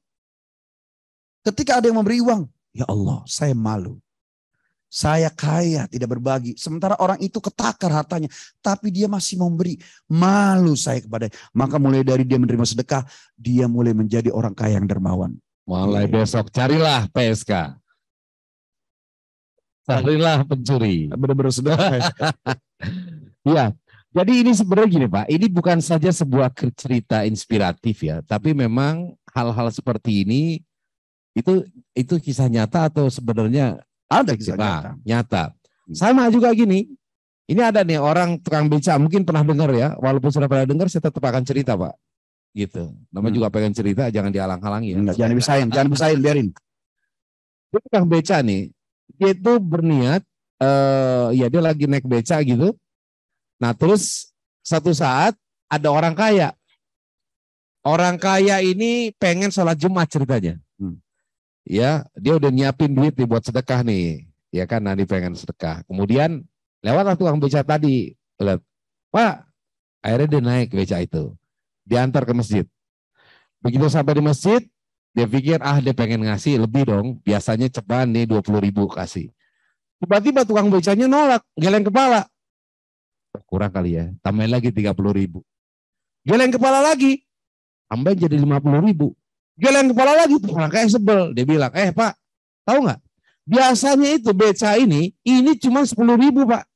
Sekarang saya bayar 50.000, Bapak masih geleng aja. Ya, nggak bersyukur Bapak ya? Ngomong gitu. Kemudian tukang beca itu bilang apa? Pak, mohon maaf Pak. Ini sekarang hari Jumat Pak ya? Iya, jangan marah-marah Pak. Iya, terus kenapa? Bahwa setiap hari Jumat Pak, saya niatin semua orang yang naik beca saya akan saya gratiskan. Ini kejadian benar. Dan akhirnya apa tuh tadi? Tukang beca tadi tersentuh dan orang kaya itu tersentuh dan si tukang beca tadi kemudian ikut diberangkatkan naik haji. Ya, saya pernah dengar itu ceritanya tuh. Benar kan? Ya. Ayo. Ya, nilai ikhlas tuh kalau boleh saya sempurnakan, jadi setiap Jumat dikasih nggak mau. Penasaran Bapak ini hasilnya. Ternyata ketika dia pulang diikuti sama pemuda tadi. Masuk terus sampai akhirnya beca itu diparkirkan. Bapak itu masih jalan. masuk gang sempit, bukan gang senggol lagi. Lebih sempit dari gang senggol, namanya gang batal wudhu. Udah saking sempitnya, kalau ketemu pasti batal. Masuk ke dalam, ternyata dilihat rumahnya kecil, mojok. Nangislah anak muda ini. Ya Allah. Orang ini gak bisa sedekah uang, sedekah tenaga, rumahnya nyempil. Keambillah hati, sampai akhirnya dikasihlah hadiah itu tadi. Ceritanya itu. Dan itu asli. Di sekitar Jogja. Walaupun versi ceritanya berbeda, Pak. Tapi yang penting ujung-ujungnya sama. Kalau nggak salah kita nggak cerita itu kayaknya sama gitu. Iya. Yang jadi masalah cerita siapa gitu. Oke. Nah, terlepas dari itu semua bahwa Pak, tadi saya bilang ada tingkatan 1, 2 sekian pahala sekian. Yang paling utama sebenarnya ya buat kita bukan di hal itu untuk saat ini. Mau 90, 100, 100.000, 900. Itu belum dalilnya kita. Dalil kita yang pertama adalah bahwa sedekah itu menghapuskan dosa. Yang kedua, sedekah melipat gandakan rezeki dan keberkahannya. Yang keempat, sedekah juga bisa membuka dan mendobrak dosa yang menghalangi doa. Dengan segala macam fadilah-fadilah sedekah. Maka yang paling utama adalah angka itu nomor sekian. Kemudian objeknya kemana itu nomor sekian. Nomor 1 adalah kita istiqomah bisa berbagi. Ya meskipun ada kelompok habaib yang udah sedekah semampunya gak usah dipaksain. Tapi buat kita mengambilnya dari falsafat. Kalau sholat yang di rukun Islam aja harus dipaksa. Apalagi sedekah yang tidak ada di rukun Islam harus lebih dipaksa. Ya. Kalau misalnya puasa saja yang di rukun Islam harus dipaksa, apalagi yang tidak ada di rukun Islam. Artinya memang pada sesuatu yang tidak termaktub dalam ibadah mahdhah itu harus lebih dihebatkan lagi tekanannya. Ya, karena yang ditumbuhkan bukan objeknya, bukan sasarannya, bukan besar angka kecilnya, tapi yang paling utama adalah kita ada ikatan dengan Allah. Sebelum rezeki kita dipakai untuk urusan kita, ya, kita pakai juga untuk urusan Allah. Ya Allah, hari ini saya belum sedekah. Kemudian ketika dikeluarkan, nanti juga Allah ganti. Itu yang mahal, Pak. Bahkan ada riwayat menyebutkan sebelum uang itu nyampe ke tangan yang menerima, Allah sudah siapkan gantinya. Dan ketika orang yang menerima itu bahagia, senang, ya, maka kita 1000 kali lebih bahagia. Kenapa? Masih ada yang menerima. Karena nanti di akhir zaman ada masa yang orang Islam tidak menerima sedekah dan zakatnya. Ketika semua kita sudah makmur. Nah, contoh kecil yang membuat kita adalah ketika kita berbagi makanan kepada anak-anak, ngumpulin anak yatim, bagiin nasi kotak, kemudian dikasih uang. Setelah itu kita tawarkan mereka, ayo nak dimakan, uangnya kantongin ya, makan nasinya, ayo makan nasinya. Terus ada satu anak megangin aja. Kenapa? Enggak. Kenapa nggak dimakan? Buat adik aja yang pulang di rumah, biar aja nanti buat makan nanti malam. Coba.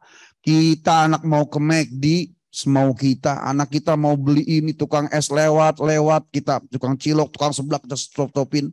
Tenonet, kita stop-stopin semua. Mereka udah ada makanan di depannya. Buat nanti malam aja, gimana hati kita nggak keiris-iris. Maka filosofi sujud dan salam adalah jangan sampai kita hebat kepada Allah, kita nggak nengok kanan kiri, kita tidur dalam keadaan kenyang, mereka tidur dalam keadaan kelaparan. Insya Allah. Jadi teringat dengan orang-orang yang ada di majelis ini yang suka ngebungkus makanan. Jangan-jangan. Itu memang berkat, bro. Itu memang berkat, Bu. Besok berkat juga nggak boleh pulang. Jangan-jangan lu pikirannya sama. Untuk sarapan besok aja gimana? Basi. Tapi beliau-beliau ini Bapak semua jemaah juga semua jemaah Zumiyah, ya Bapak-bapak semua yang hadir di sini adalah ya mereka adalah orang-orang yang memang punya jiwa himmah, giroh. Ya. Himmah itu semangat, giroh itu gairah bahasa Arab ya. Giroh untuk pertama syiar, kemudian kalau masalah ngumpul sih udah biasa. Ya, mereka berbagi meskipun dimulai daripada 4 orang ya sambil banting-banting sesuatu di atas meja gitu. Ya, rokok dong. Itu kira-kira apaan ya? Ayo bagi-bagi makanan. Enggak apa-apa. Kenapa lihat orang di luar Islam itu mereka dikasih jalannya oleh Allah? Karena sering ketemu. silaturahim. Kemudian ayo silakan makan. Itu jangan dianggap enteng. Setiap tegukan air, bahkan memberi minum itu pahalanya besar di hadapan Allah. Siapa yang memberi minum jian, orang yang haus, hadapan Allah itu besar luar biasa. Siapa yang memberi mut'im kepada orang yang lapar, ya, atos wajian, haus dan lapar, maka pahalanya sama dengan memberi makan minum seluruh manusia yang ada di muka buminya Allah. Besar pahalanya. Itu. Masya Allah. Ngasih minum. Luar biasa. Makanya kayaknya besok langsung berlimpah ini makanan di sini nih. Ini jangan-jangan tema ini buat mereka lagi. Enggak Pak, ini lagi ini doang. Jangan buat fitnah loh. Baik. Ini berbeda dari minggu lalu ya. Kalau minggu lalu kan kita kayaknya tegang banget gitu. Mikir gitu. Kayaknya berat banget. Kalau sekarang lepas ya. Memang kita harus menyelingi dengan tema-tema seperti. Tapi tetap esensi yang kita bicarakan ini bukannya sekedar sesuatu yang istilahnya. Insya Allah kita tetesan masih bisa kosong. tersenyum bebas karena ada hal yang kita ikuti dalamnya. Bicara sedekah. Bapak-bapak ini juga termasuk jamaah Zoom-nya juga. Ya, min ahlis sodakoh. Ahli sedekah semuanya. Amin ya Rabbal. Kenapa tema minggu lalu terasa berat? Karena kita merasa tidak berada di dalamnya. Tema menjelaskan Tuhan dengan bahasa Tuhan. Kita itu boro-boro ada di dalamnya. Nyampe otak buat tema itu aja cuma Ustadz Guswar sendiri. Gitu. Jadi berat gitu loh. Luar biasa. Karena apa? Ya sensitif. Nah kita ngomong tentang sedekah karena insya Allah minimal kita sama keluarga. Ngumpul, pasti makan, ngumpul, minum, itu udah biasa. Tinggal diistiqomahkan, dieksistensikan supaya ya tadi percepatan yang setahun jadi sebulan, sebulan jadi seminggu, seminggu jadi sehari-hari jadi 1 jam itu ketika berbarengan antara sujudnya, yakinnya, doanya, mancing uang dengan uang, mancing ikan pakai ikan, dan terus kita bergerak adalah dalam rangka supaya Allah ya menatap kita karena sifat Rahman Rahimnya dipakai oleh makhluknya bernama manusia insya Allah. Baik, ini sudah pukul 21.30. Tidak terasa ada yang ingin bertanya mungkin termasuk juga jamaah Zoomiyah yang berada di mana saja. Silakan kalau ada yang mau ditanyakan. Ya siap. Mike. Ya.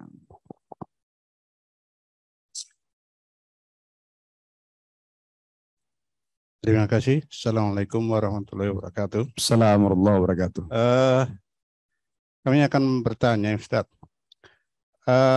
Andai kata kita sebagai penerima sedekah tadi, kan kita sebagai penerima keinginannya kan, katakanlah kita sebagai panitia kegiatan Islam, kita perlu bantuan sedekah dari orang lain.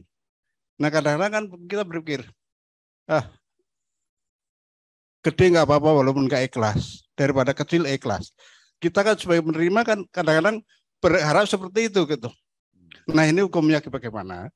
Terus kedua, jika kita penerima sedekah tadi, kita tahu bahwa uang yang diberikan kepada kita itu katakanlah uang haram. Nah ini hukumnya gimana? Apa kita menolak atau kita tetap menerima dalam sedekah itu, Pak? Saya kira gitu aja. Terima kasih. Ya. Iya. Silakan Gimo. Oke. Jadi kita punya cara lah ya. Khususnya adat di Indonesia itu kalau acara ya. Makanya tadi dibilang Indonesia itu krismon kayak apapun selalu ada jalan aja. Ya, karena tadi ya dimulai dari ramah dengan senyum meskipun sekarang beberapa belas tahun ini ada prahara, berantem, gesekan. Tapi jiwanya ternyata timur, budaya timur tuh ya memang ketemu di mana nyapa gitu, termasuk juga senang berbagi. Jadi ketika ada acara-acara ya terbiasa, ini kan adat sebenarnya. Ya, setiap ada PHBI peringatan Hari Besar Islam buat kepanitiaan, kemudian susunan juga anggaran. Nah, itu sampaikan lah. Bagi kelompok lain ada yang mempermasalahkan itu, entah bid'ah lah segala macam. Ya, buat kita coba mungkin untuk lebih rapih lagi. Jangan sampai akhirnya membuat kita itu memang alasan kita buat agama. Saya suka sampaikan sama kawan-kawan, jangan sebab karena untuk urusan agama kita sampai mempermalukan agama. Sampai akhirnya orang nyumbang masjid, ngebangun masjid buat tong-tong sama jaring ada di tengah jalan. Banyak nggak? Iya, saya bukannya antipati. Ya. Ada yang nanya, Ustadz kalau begitu tuh yang salah siapa ya? Salah dua-duanya. Satu panitianya, yang kedua adalah orang kaya yang tidak mau mengeluarkan. Saya pernah duduk di sebuah restoran, kemudian kumpul ada 4 orang Chinese. Mungkin beragama Nasrani. Nggak nyampe 10 menit. Ya kalau bahasa kitanya, lu berapa ya? Gue gope, gue berapa. Dalam 10 menit tuh 2M ngumpul, 1 orang gope. Kita ini lama mikirnya, gimana saya mau bantu masjid? Orang saya aja lagi susah. Padahal logikanya, bantuin masjid, nanti juga selesai. Bagaimana saya mau bantu masjid? Orang dapur saya aja lagi masalah. Padahal bantu aja masjid, insya Allah dapurnya selesai. Masih ada yang berpikir sana. Tapi pada sisi lain, orang Indonesia tuh senang tadi, guyub. Guyubnya itu mengundang berkah insya Allah. Karena ngumpulnya, tatapan tabas sumuka, ya fi wajika, senyummu di wajahmu untuk akhika biwajhin tolkin, dengan wajah sumringah, itu juga jadi sedekah buat mereka yang memang ya hanya bisa berbuat senyum, ya bukan berarti sebuah ajaran kemudian semua mentok di situ.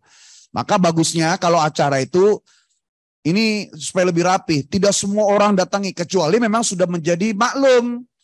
Di komplek ini kalau buat acara guyub urunan ya sudahlah, yang penting jangan sampai ada perhara gitu ya. Nah yang kedua, ketika kita tahu bahwa kita minta ya sebesar mungkin, tapi jangan sampai menjadi mandolot.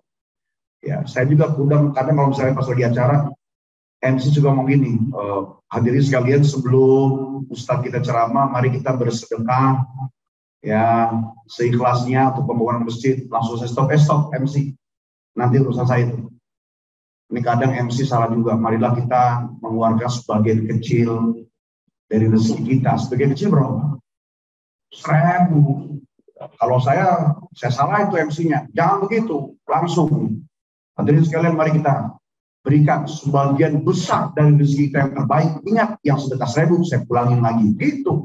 Ya, jadi sugesti emang seperti itu ya. Jadi, tapi di masyarakat selain seremonial, hendaknya kita harus lebih sensitivitas, karena jangan sampai niatnya sholat tapi sarungnya dapat nyolong begitu. Ya, jangan sampai buat acara maulid yang penting ambil sebanyak-banyak air berbauran situ jadi syubhat. Nauzubillah min dzalik. Demikian. Tadi yang belum dari hal kata yang haram tadi ya sebisa mungkin kalau misalnya memang ya kita tahu dia haram ya kalau haram ya seperti itu alokasikan pada sarana fasud saja. Ya, misalnya dari harta narkoba, judi atau apa, pembuatan fasud seperti pos kamling atau jalan, bakar, buat acara agama, kan bicaranya tersiar. Kalau disiarkan yang bicaranya adalah di dalam Allah, yang sampai 1 senti pun dari ketidakhidupan. ya. Dan sebenarnya ada juga sih strategi gitu. Biasanya itu kalau orang yang lagi mengutip sedekah ya, kata apa segala macam, biasa di awal hari urutan pertama itu orang yang biasa ngasihnya gede, karena biasanya sedekah berikutnya tergantung dari yang awal. Betul ya? Kalau awalnya kecil, yang lainnya itu kecil. Kalau awal gede, yang lainnya itu gede. Boleh kita tulis aja gitu asalnya awal. Itu kan strategi, ada masalah. Boleh Pak. Jadi tawarnya dulu misalkan 1 juta gitu. Strategi ya. Antara tadi di awal 1 juta, kemudian di bawahnya sama 1 juta lebih gede. Atau yang kedua 1 juta terus selanjutnya nggak ada imbang.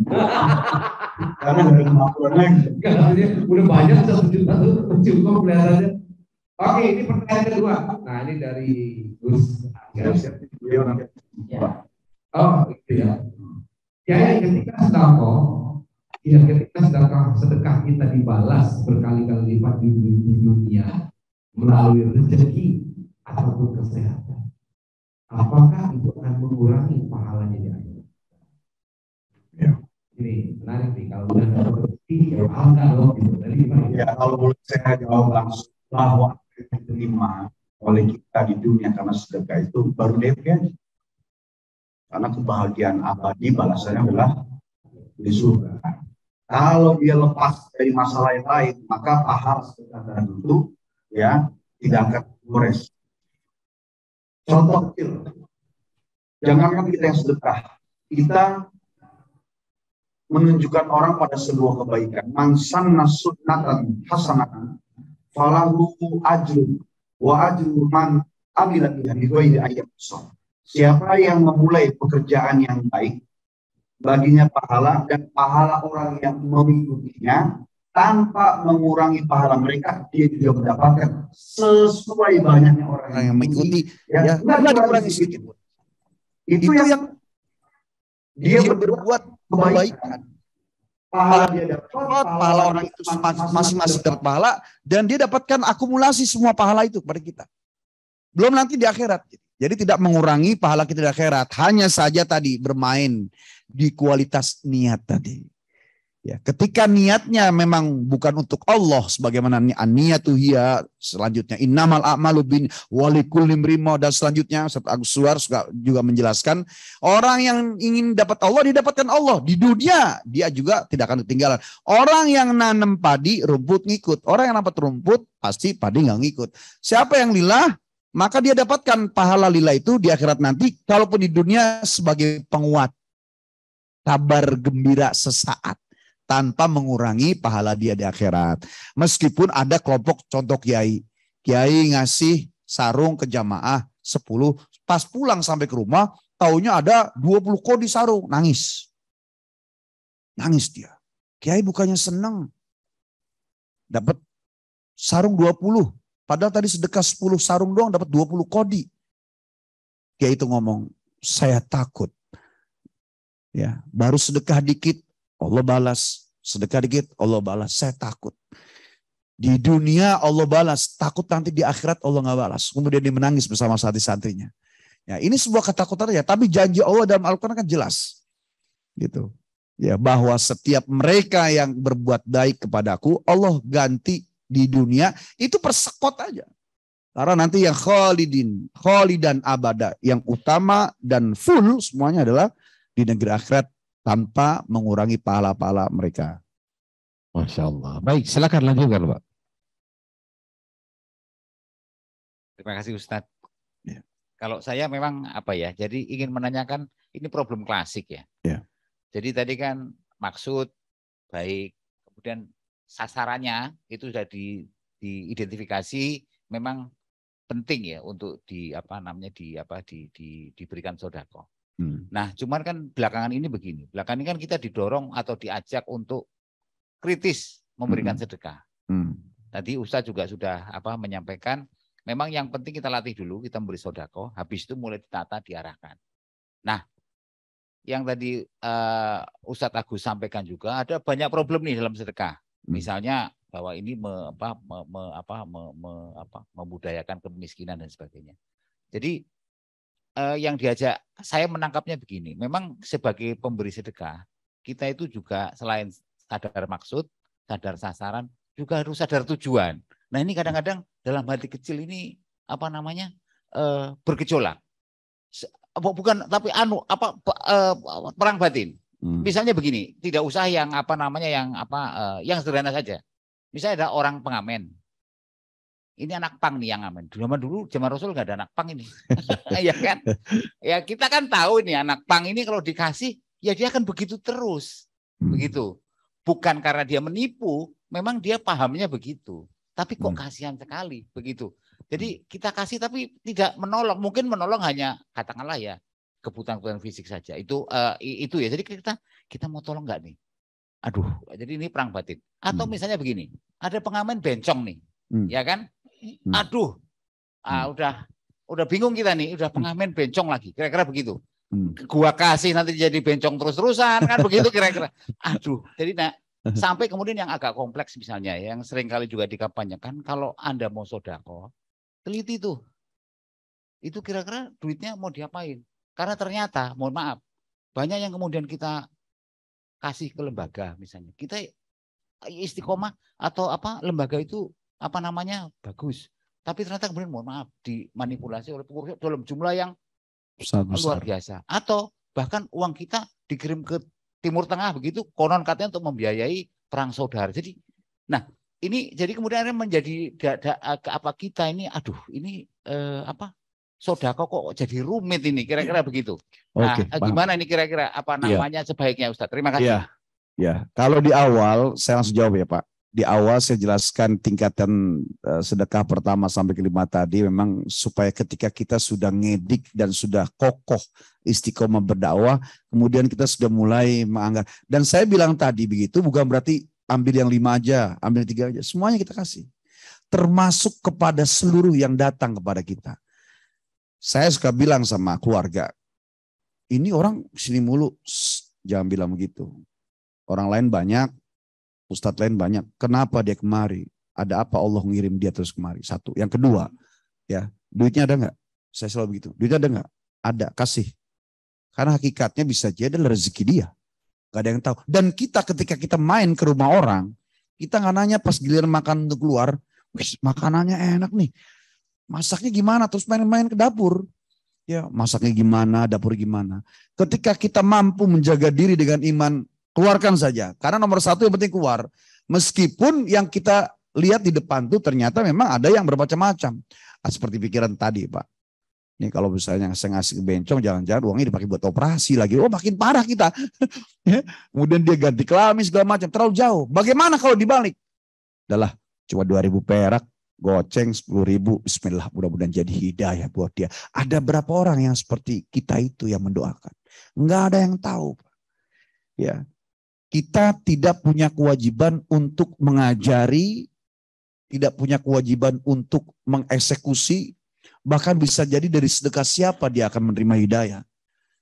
Terkadang orang untuk berbuat dosa itu dia tahu kalau itu maksiat, tapi dia nggak bisa keluar. Nah bisa jadi sedekah kita atau dia yang bersedekah, sedekah itulah akan menarik dia dari jurang hitam. Tapi terus saja. Yang di lampu merah, kayak pengamen, ya pura-pura itu segala macam. Terlepas dari itu, bismillah. Mudah-mudahan ini jadi hidayah buat dia. Mudah-mudahan ini jadi tumbuhnya iman. Ini sedekah buat kita. Niatkan lagi buat anak-anak mudah-mudahan soleh. Buat suami mudah-mudahan jadi istiqomah, sayangnya segala macam. Itu aja berputar di situ. Kalau kita berpikir misalnya jauh, nanti dibuat ini, dipakai ini. Kalau ngasih kesini segala macam. Kecuali memang udah ketahuan mutlak secara am, itu kan bukan zon. Iyyakum wa zonna fa inna zonna aqdabul hadis. Kalau baru sekedar nebak, jangan-jangan, kecuali memang sudah ada fakta. Maka ketika kita sampaikan juga, salurkan juga, nah itulah masalah kita tambahin. Jadi ketika kita bertemu di depan mata orang itu memang tidak berbuat salah, datangnya kepada kita, ya kita menangkap sinyal langit lagi bahwa Allah ngirim orang ini, ya untuk kita, sementara yang lain kan ada, kenapa kemari? Satu. Yang kedua, pertanyaannya uangnya ada nggak? Kalau ada kasih, nggak ada ya sudah gitu. Jadi kita nggak jauh-jauh, bagaimana nih kalau misalnya saya kasih pasti akan. Jadi jauh, akhir ujung-ujungnya kita memvonis orang. Saya sering sampaikan saya sama keluarga juga begitu. Ini orang kok ini mulu kata keluarga tuh ya, kata istri misalnya kata ini orang sini mulu, biarin. Pertanyaan bukan di situ, ada nggak uangnya? Oh ada, kasih. Ada nggak? Nggak ada. Ya sudah, apa yang mau dikasih? Gitu. Bahkan kita berharap ketika kita memberi, ya bisa menjadi senjata doa kita mendoakan dia. Mudah-mudahan Allah kasih hidayah kebaikan gitu saja. Nah ini lebih ringan. Iya. Angkanya kecil atau besar lebih ringan lah cara berpikir kita insya Allah. Nah mungkin kalau dalam perspektif yang agak apa Pak ya, yang bukan di luar agama sih, tapi ini sebenarnya masih ada kaitannya. Mungkin dalam perspektif ini adalah social engineering atau apa gitu istilahnya. Jadi ada sedekah personal, ada sedekah corporate. Ada sedekah temporer, ada sedekah berkesinambungan. Ada sedekah mendidik, ada sedekah membina. Nah, ini beda nih. Personal sama corporate beda. Bapak kalau bawa uang corporate, nggak mungkin langsung tengah jalan ada banci dikasih. Kenapa? Karena harus ada laporan nih Pak. Betul nggak sih? Nah kalau yang kayak begini pasti dia harus lebih detail. Tapi kalau personal, survei, tidak ada tanggung jawab. Kita harus bertanggung jawab sama corporate-nya. Kemudian yang kedua temporer. Kalau temporer kan saat kapan aja. Tapi ada yang berkesinambungan. Ada memang orang yang bersedekah itu sudah niatnya dia selalu berkesinambungan. Biasanya kalau kayak gini, dia ke tempat-tempat yang dia ada kaitan dengan yang ketiga tadi, pembinaan. Dia membina satu tempat nih, community development.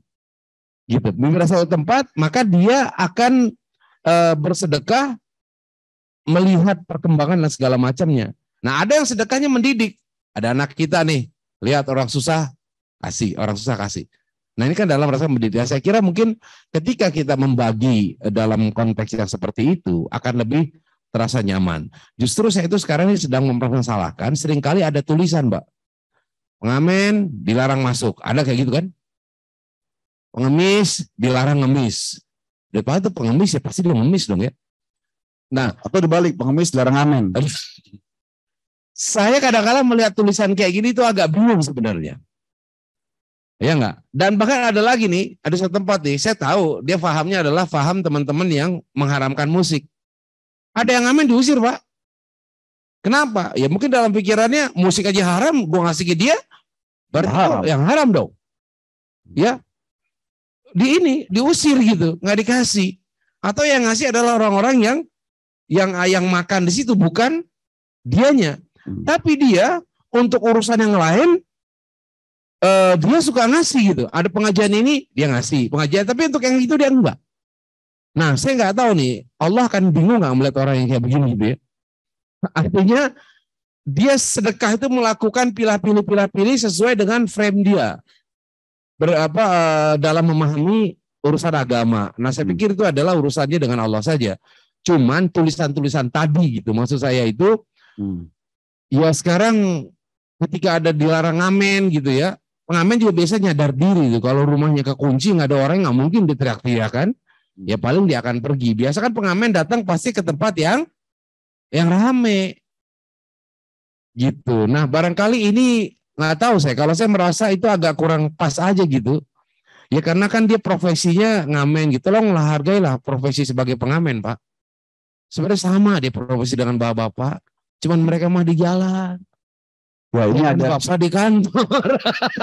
ada cerita lebih ekstrim lagi. Ini kalau tadi bicara yang menerimanya model-model gitu. Sekarang ada pelaku sedekahnya. Ini terakhir, udah jam 10. Iya. Berasa ya. Jadi zaman Nabi Musa itu ada sekelompok perampok di padang pasir. Merampok semua kafilah-kafilah pedagang. Dan meresahkan negeri itu. Akhirnya ngadulah penduduk negeri kepada Nabi Musa. Wahai Nabi Musa, engkau kan kalimullah. Engkau kan nabi manusia yang bisa ngobrol dengan Allah. Tolong dong. Antisipasi dan atasi perampok yang ada di padang pasir itu. Mengganggu setiap kafilah yang mereka akan mengadakan perdagangan di antara kami. Akhirnya berdoalah Nabi Musa. Ya, gak lama selesai doa, sholat, sampaikan 3 hari lagi perampok itu mati. Senanglah penduduk negeri. Setelah senang, ditungguin sehari, 2 hari, 3 hari. Hari keempat masih hidup. Datanglah Nabi Musa, kepada Nabi Musa. Hai Musa, katanya hari ketiga mati. Kok masih hidup? Apakah Tuhan salah mengabarimu atau engkau yang berdusta kepada kami? Sebentar, ngadulah Nabi Musa, ngobrol. Ternyata ada kisah. Jadi perampok ini ya selesai melakukan aksi rampoknya, berpesta senang dengan anak buahnya, kemudian tertawa-tawa. Ada seorang pengemis datang, diusir sama perampok tadi, diusir lagi. Keluar kau, ganggu saja. Di tenda. Akhirnya karena kesal datang 2 kali 3 kali di waktu yang sama, itu kue kering, roti kering dibelah oleh perampok tersebut, satu untuk dia, setengahnya itu dilempar ke mukanya. Ke muka pengemis. Kemudian pengemis itu sampai, ya Allah, dibersihkan kue tersebut. Kemudian dia berterima kasih. Ya Allah, bagaimanapun dia memperlakukan demikian, seperti aku bukan manusia. Tapi aku berterima kasih kepadanya. Jadi aku bersyukur sampai aku masih menemukan makanan. Ternyata doa ini naik ke langit. Ini cerita Nabi Musa, Allah yang ngasih tahu. Dan Allah di hari ketiga itu, ketika terjadi sedekahnya perampok dengan cara kasar, sedang mengirim nyamuk dari langit yang jumlahnya banyak untuk menghabisi semua perampok yang ada di padang pasir itu. Karena sedekah tadi, yang terimanya ya Allah, selamatkan dia. Aku berterima kasih kepadanya. Kau masih kirim dengan cara dan sikap yang kasar. Aku tetap ikhlas. Karena hari ini aku bisa bertemu dengan makanan. Nyampe di langit ketiga, hilang setengah. Nyampe ke langit 2, hilang 1/4. Nyampe di langit 1, hilang nyamuk. Sampai akhirnya menuju bumi, tinggal 2-3 biji nyamuk. Balik lagi ke langit. Allah selamatkan sedekah perampok tersebut karena sebab sedekah. Padahal dia memberinya dengan cara yang kasar. Kita nggak ada yang tahu. Apalagi itu filosofinya. Kalau yang kasar aja, temponya, momennya pas, kita nggak ada yang tahu juga yang kita ikhlas, yang kasar. Makanya bisa jadi bisa membuat perubahan hidayah. Apa buat kitanya, apa buat keluarganya, atau mereka yang menerima, atau siapa saja. Nggak ada yang tahu. Yang diminta oleh Allah adalah keluarkanlah. Ya, kemudian dalam kalimat bebasnya, kau punya hajat, setiap kau punya keinginan, setiap kau punya doa, setiap kau punya urusan, setiap kau punya masalah, setiap kau punya musibah, mintalah datang kepadaku. Aku hanya meminta, 1, lakukanlah. Yang kedua, sedikit saja kau lakukan, sisanya nanti aku yang akan menyempurnakan gitu. Baik, ini sebagai closing statement ya dari kajian kita pada malam hari ini. Dan silakan Kimo untuk menutup dengan doa. Wah, Bapak Ibu sekalian, jemaah Zoomia dimanapun berada, ya tak terasa 2 jam, mudah-mudahan tidak hanya Bapak Ibu yang mendengar, termasuk saya, Ustaz Guswar juga bahkan menjadi ilham dan hidayah besar. Setiap kita membutuhkan kepada saling berbagi, supaya dosa-dosa yang menutup setiap doa itu terbongkar, karena sedekah mampu mendobrak dosa-dosa yang menghalangi doa. Mudah-mudahan ya setiap kita yang pernah bersedekah tidak hanya pernah, bahkan bisa istiqomah. Ya, kalau memang harus seminggu sekali, tapi eksislah seminggu sekali. Kalau kita pengen keajaiban setiap saat, maka jemputlah keajaiban itu. Bahwa keajaiban jangan ditunggu, tetapi dijemput. Jemputnya dengan sedekah, terus berdoa, dan meyakini bahwa setiap keinginan kita selalu diurus oleh Allah Subhanahu wa taala. Wa'afanna ya karim, astaghfirullahaladzim, falakal hamdu ya ma'bud, Allahumma salli ala sayyidina Muhammadin fil awalin akhirin, wa sallim wa radil tabaraka wa ta'ala kullu sahabati Rasulullah ajma'in. Bismillahirrahmanirrahim. Allahumma salli ala sayyidina Muhammad. Ya Allah, hari ini, malam ini, di tempat ini, kami jemput hidayah dengan tema utama sedekah, utama sedekah. Dan sedekah yang utama untuk siapa? Kepada siapa? Dari mana? Harus bagaimana? Tentunya Engkau tahu ya Allah. Ya Allah ya Rabb, ajari kami untuk terus mengingat sebelum kami lakukan untuk diri kami, keluarga kami. Kami hebatkan dulu pemberian kami untuk Engkau, untuk agamamu, untuk urusan agama ini ya Allah. Islam ya'lu wa la yu'na alaihi. Ya Allah, sekiranya rezeki yang banyak membuat kami bisa hebat ibadah dan berdakwah, maka kembali limpah curahkan rezeki yang banyak agar kami lebih hebat lagi dalam berjuang dalam berdakwah. Sekiranya rezeki yang banyak membuat kami lalai dan terlena, maka tumpahkan, berikan hidayah-Mu yang luas. Kokohkan ekonomi kami agar kami bisa bermanfaat, bahagiakan keluarga, membantu umat, juga berjuang untuk agama ini. Ya Allah ya Rabb, jangan biarkan kami sempit. Sekiranya sempit membuat kami jauh dari-Mu ya Allah. Sebagaimana doa Nabi-Mu yang kokoh, ingin dikumpulkan bersama orang miskin, dijadikan orang miskin kumpul surga bersama umat-Mu yang miskin. Sekiranya kami bisa mengamalkan itu, kami amalkan ya Allah. Tapi nyatanya agama ini butuh ekonomi yang kuat. Kalaupun kami membantu agama ini, karena Engkau ingin lihat sehebat apa kami membela-Mu. Ya Rabb, sempurnakan rukun Islam kami dengan berhaji ya Allah. Bahkan bisa jadi dengan hebat bersedekah kami sampai ke rumah-Mu, ke raudhah Nabi-Mu. Ya Allah, buka dan bongkar pintu kebakhilan, kikir, ketakutan bahwa Engkau tidak melihat apa yang kami berikan. Bahwa setiap sen, setiap rupiah, setiap jengkal yang kami berikan untuk agama-Mu, untuk manusia, Kau berikan lipat ganda di dunia, tidak mengurangi jatah kami di akhirat. Yang terpenting adalah ridha. Ya Rabb, isma doa-Mu, isma doa-Mu, dengarkan doa kami. Rabbana atina fid dunya hasanah wa fil akhirati hasanah wa qina adzabannar. Walhamdulillahi rabbil alamin. Amin. Baik, demikian tadi, dan mudah-mudahan Allah memberikan kita usia yang panjang dan bermanfaat sehingga minggu depan kita bisa berjumpa kembali di program kesayangan kita ini bersama dua dai berbagi di Syesha TV dengan tema-tema yang lain. Mari sama-sama kita tutup dengan doa penutup majelis. Subhanakallahumma wa bihamdika asyhadu an la ilaha illa anta astaghfiruka wa atubu ilaik. Allahumma wafiq ila aqwamit thariq wa billahi taufiq wal hidayah. Assalamualaikum warahmatullahi wabarakatuh.